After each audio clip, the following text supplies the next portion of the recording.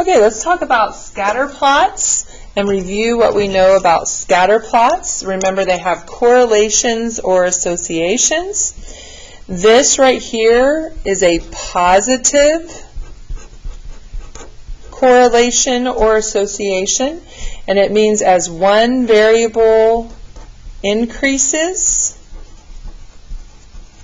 the other also increases. So both sets of data are increasing. This example right here is an example of a negative correlation or association. And notice it says as one variable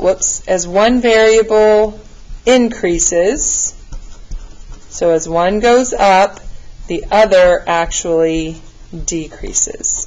The other one goes down. This last example, notice they're scattered all around. So this example, there is no correlation. There is no relationship. So it's basically saying there's no connection between the data. Okay? Now, let's talk about trend lines, because we're going to draw trend lines to make predictions. It says, notice the straight line follows the pattern of the data series. The trend line has about as many points above the line as there are below it. So we want to try to draw it through the center of the data. We want to draw it through the center. And so you're going to have some points above and below it. By looking at the trend line, we can predict the value of the dependent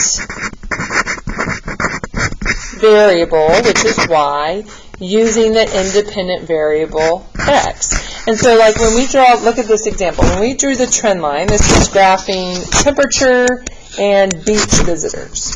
And so now that I drew my trend line, I could say, okay, maybe how many beach visitors are there when the temperature is 90 degrees? And so I would go here to 90 degrees, and I would read up to my trend line, and I would see that that's about 450 visitors. And so we're using that line to make predictions about our data.